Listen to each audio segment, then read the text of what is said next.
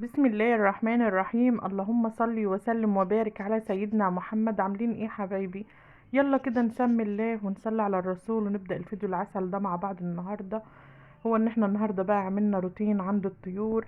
طلعنا بقى نشوف ايه البط البيور بتاعنا العسل الجميل ده، ونشوف اوزانه ونشوفه وصل معانا حجم قد ايه في خلال الشهرين دول. هو كده بقاله شهرين ما شاء الله عليه، الله اكبر عليه. البط الله اكبر عليه ما شاء الله. البطة وزنها 3 كيلو 3 وربع كده. بس بصراحة ما شاء الله عليه، ده بط بيور اصلي. انا بحب اربيه يا جماعة جدا، وانا مطلعاه معاكم قبل كده كم مرة. ليا فيديو على القناة اللي هو اسمه تجربتي مع البط البيور. كنت اول مرة اربيه، ومن يوم ما ربيته واعتمدته بقالي كام سنة ان انا بحب اربيه اكتر من البط الخضاري والبط البغال، واكتر من اي بط تاني. حتى البط السوداني بيعلل على ما بيكبر وبيغيب اول لازما 6 شهور على ما تذبحي من الذكورة. النوتيان بتاعت السوداني جميلة وطعمها تحفة وبحبها، ممكن تذبحيها على ال4 شهور، بس بتغيب قوي. البط ده بقاله شهرين وعمره وحجمه 3 كيلو 3 وربع ما شاء الله عليه، يعني كويس. شوفي انا مسكته اهوت وبشد منه ريش عشان اوريكم اللي هو لسه ما نشفش، وفي لسه الريشه فيها دم. بس ما شاء الله على حجمه وعلى شكله وجماله، وحجمه كبير وجميل جدا. طلعنا بقى نكنس لهم وننضف لهم السطح، علشان طبعا انتوا عارفين دلوقتي انا نقلت لهم على السرسة والعيش وبحط لهم عليها كمان. بس بحط لهم طبق صغير كده علشان ان انا ما يفقدوش وزنهم مني مره واحده. انتوا عارفين لما بتضيري تقلبي لهم على السرسه، لو قطعتيهم مره واحده كده هتلاقيهم معاكي بيخسوا وبينزلوا جامد وهينشفوا منك. ما تقطعيش مره واحده. اكلي سرسه على عيش على اي علف عندك من البيت، وما تقطعيش العليقه. احط لهم في كل طقه هتعلفيهم فيها طبق طبق عليقه، علشان يعملوا معاكي ويفضلوا على وزنهم الجميل ده وما يفقدوش الوزن بتاعهم. كده بقى كنا كنسنا السطح كده ايه للطيور، وكان عندي البطه ديت زي ما قلت لكم كده كانت راقده في جنب كده، وكنت محوشه عليها علشان البط ما يخشش عندها. هي قاعده هيت وخايفه، بس انا بقى ايه، قلت لها خليكي هاديه كده وخليكي راقده على ما اخلص. كنت كنست السطح كده وبلم بقى ايه الحمام بتاعهم اللي هم عاملينه ده. طبعا هي الحمام بتاعهم ناشف اهوت، هي سرسة بريش منهم وورق وحاجات من ديت. بس ايه لازم اكنسه وانضفه لانه هو بيتكتر عليا بعد كده.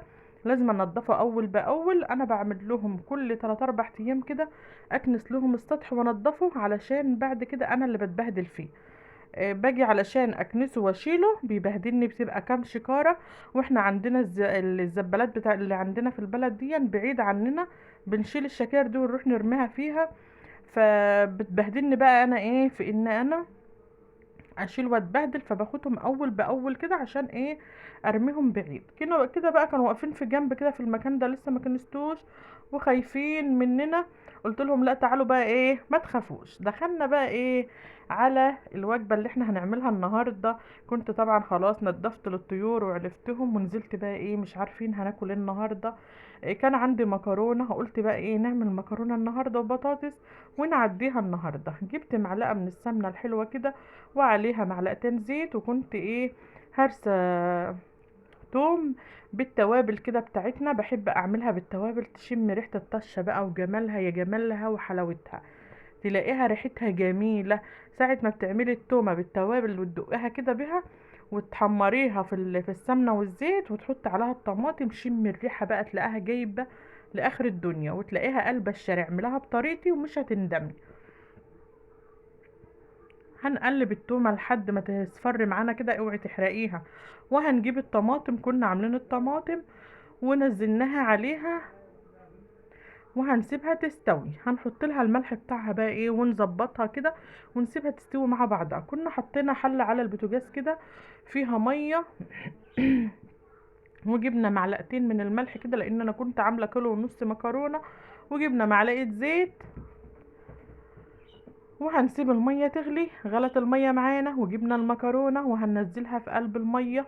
هنسيبها في الميه كده 7 دقايق بس. طبعا مع التقليب قلبي من وقت للتاني كده عشان كمان ما تهريهاش، يعني ما تخليكيش تقلبي على طول على طول، يعني ريحي ثواني وقلبي، ريحي ثواني وقلبي. واهم حاجه تكوني مختاره نوع المكرونه بتاعك يكون كويس، تكوني مجرباه قبل كده، لان نوع المكرونه مهم جدا يا جماعه. ساعة ما بتجيبي مكرونة من اللي بتعجن في بعضها دي، مهما تعملي فيها ومهما تحاولي تسويها وتظبطيها عمرها ما هتظبط معاكي. اهم حاجة نوع المكرونة، اعملي نوع مكرونة كويس تكوني مجرباه قبل كده واشتغلي بيه، ما شاء الله عليكي هتلاقي المكرونة طالعة معاكي جميلة وحلوة قوي. كنت انا بقى ايه بعمل لبن بشاي كده وايه، وقلت ايه اصب كوبايه كده ايه اشربها على ما اعمل المكرونه. فكنت صورت لكم الوش بتاع اللبن، الله عليه كان طعمه تحفه. كده خلاص سلقنا المكرونه، طلعت اهيت معانا شوفوا مفرفره وجميله، وغسلتها تحت الميه، صفيتها من الميه السخنه وغسلتها، وناخدها بقى الصلصه بتاعتنا استوت. وهنزل عليها بالمكرونه بتاعتنا كده. ايوه، كنت عاملة كمية كويسة جدا علشان انا ولادي بيحبوا المكرونة جدا، بيعشقوا حاجة اسمها مكرونة، بيحبوها قوي، فعشان كده انا بكتر لهم. يوم المكرونة بعمل لهم كتير براحتهم بقى، بيفضلوا رايحين جايين عليها طول النهار.